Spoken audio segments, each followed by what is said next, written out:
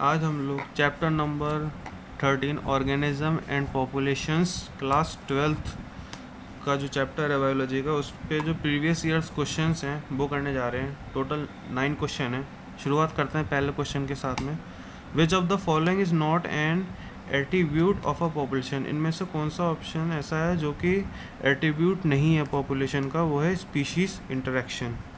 Question number second, amensalism can be represented as. Amensalism कैसे represent होता है? तो फिर इसका आंसर बुक में है। जब हम लोग पॉपुलेशन इंटरेक्शन की बात करते हैं तो टोटल 6 केसेस होते हैं। ये बेसिकली दो स्पीशीज़ के बीच में जो इंटरेक्शन होता है, या तो एक स्पीशीज़ को फ़ायदा होता है या तो नुकसान होता है। कुछ केसेस में दोनों में फ़ायदा होता है, एक दोनों में नुकसान, दोनों को नुकसान होता है। एक को फ़ायदा एक को नुकसान होता है, एक को फ़ायदा एक को कुछ नहीं, एक को कुछ नहीं एक को नुकसान होता है। एक ऐसा इंटरेक्शन जिसमें दोनों स्पीशीज़ को ही फ़ायदा, उससे हम लोग म्यूचुअलिज्म कहते हैं। जिसमें दोनों स्पीशीज़ को ही नुकसान हो, उस टाइप के इंटरेक्शन को कंपटीशन कहते हैं। एक ऐसा इंटरेक्शन जिसमें दोनों स्पीशीज़ में से एक स्पीशीज़ को फ़ायदा एक को नुकसान हो, उसे प्रीडेशन। एक को फ़ायदा एक को नुकसान हो, उसमें पैरासिटिज्म कहते हैं। एक ऐसा इंटरेक्शन जिसमें एक स्पीशीज़ को फ़ायदा हो और एक को कुछ भी ना हो, एक स्पीशीज़ को नुकसान हो और दूसरे को कुछ भी ना हो।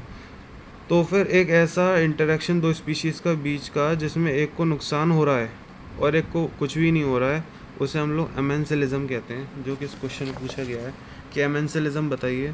तो इसमें एक ऐसा इंटरेक्शन जिसमें एक स्पीशीज़ को नुकसान हो रहा है और एक को कुछ नहीं हो रहा, तो इसका पहला आंसर है।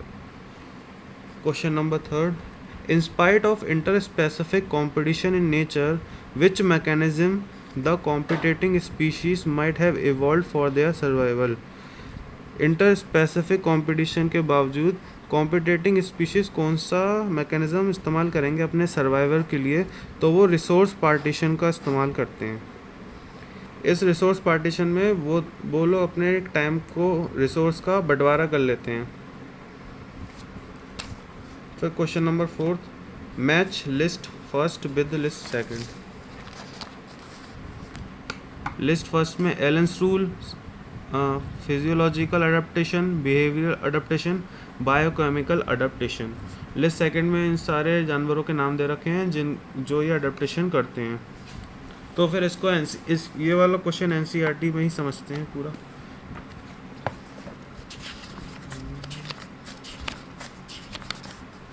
अडेप्टेशन के अंदर ही इसका आंसर है। सबसे पहले इसमें अडेप्टेशन का मतलब ये होता है, ये एक एट्रीब्यूट होता है किसी भी ऑर्गेनिज्म का, morphological, psychological behavior that enables the organism to survive and reproduce in its habitat।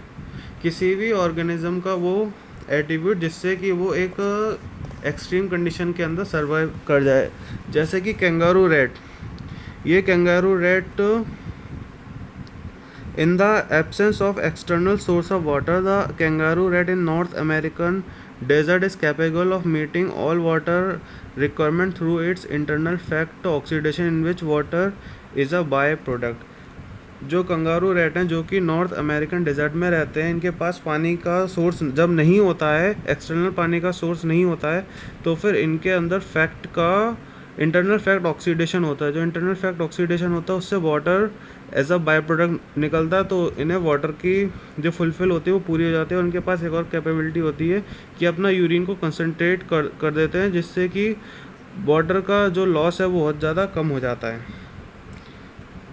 ये पहला वाला है कैंगारू रैट। तो फिर ये जो अडेप्टेशन ये जिस प्रकार का अडेप्टेशन यूज़ कर रहा है उसके बारे में हमें इस क्वेश्चन में बताया। जैसे कैंगारू रैट है, इसने कौन सा वाला अडेप्टेशन का इस्तेमाल किया? वो है फिजियोलॉजिकल अडेप्टेशन। अब हम लोग डेजर्ट लेजर्ट की बात करते हैं कि डेजर्ट लेजर्ट क्या करता है। तो फिर डेजर्ट लेजर्ट के पास में, जो डेजर्ट लेजर्ट होता है उसके पास में कोई सा साइकोलॉजिकल एबिलिटी नहीं होती जो कि मैमल्स के पास में होती है, जिससे वो अपने हाई टेम्परेचर को डील अप कर देते हैं। तो फिर डेजर्ट लेजर्ट सन के टाइम पे बास करता है और एब्जॉर्ब करता है हीट को, जब तक उसकी बॉडी का टेम्परेचर ड्रॉप नहीं हो जाता। और जब उसका टेम्परेचर बहुत ज़्यादा हो जाता है तो वो अपने एक शेडेड एरिया में चला जाता है।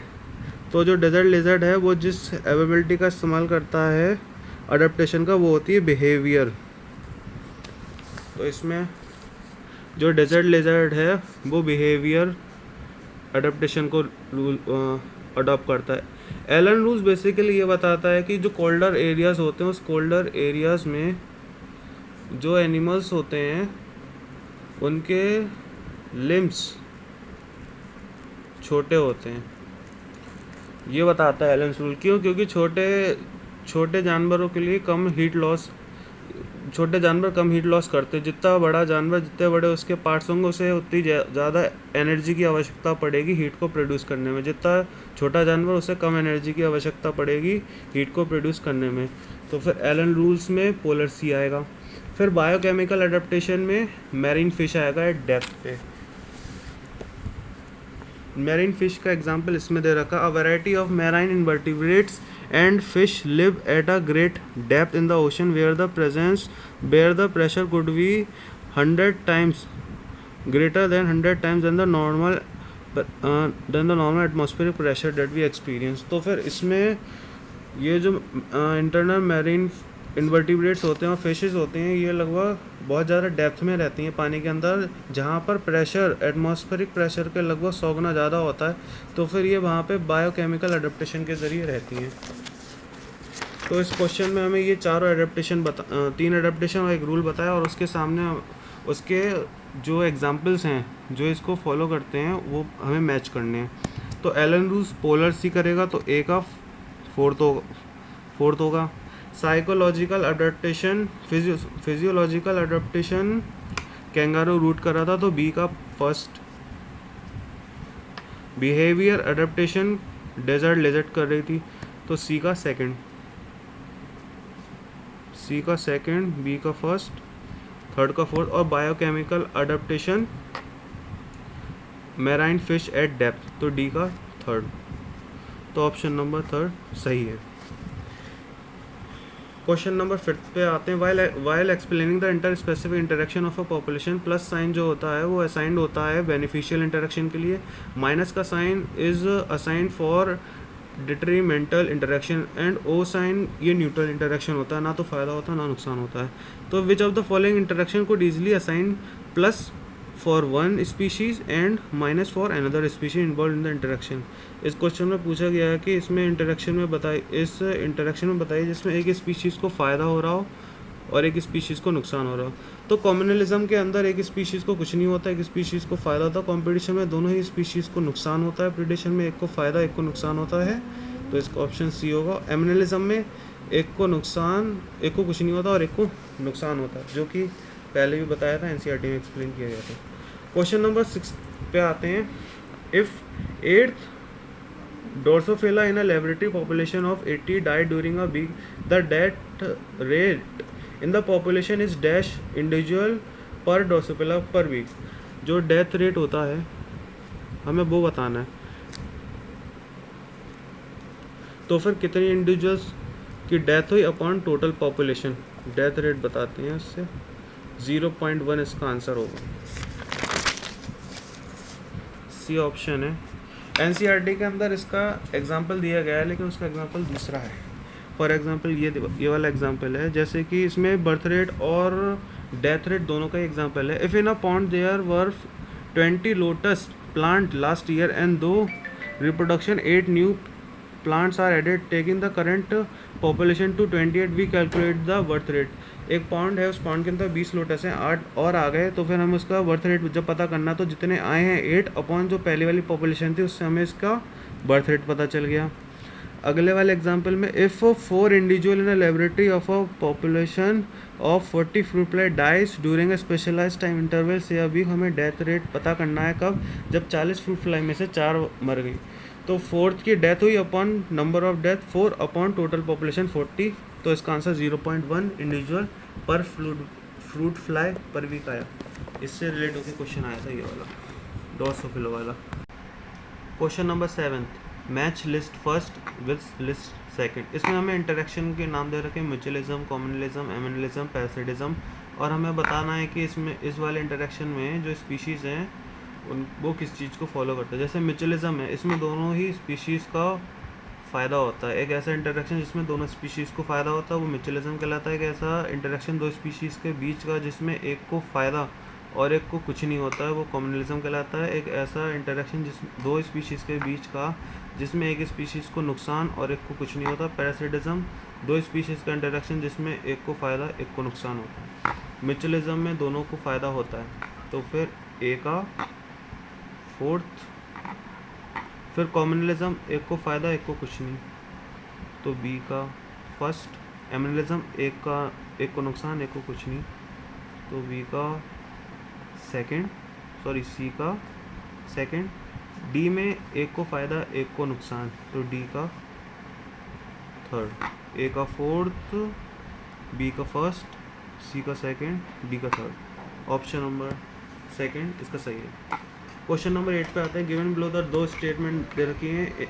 Gauss competitive exclusion principle state that two closely related species competed for the same resources cannot coexist indefinitely and competitively inferior one will be eliminated eventually।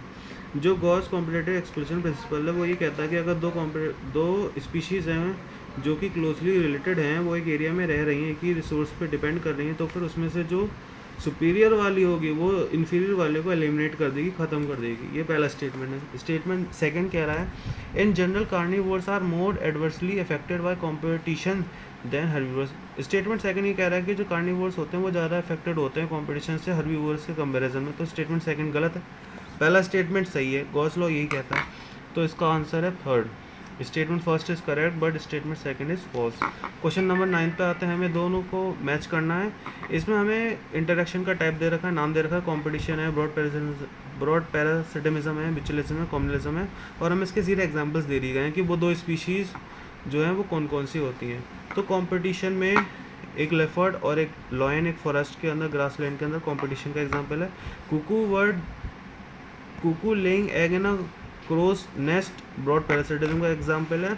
Fungi and a root of a higher plant, ये mutualism का example है। A cattle egret and a cattle in a field, commensalism का example है। सारे के सारे examples के सामने ही दे रखे हैं। तो ऑप्शन नंबर फर्स्ट, ए का फर्स्ट, बी का सेकंड, सी का फोर्थ, डी का सही है।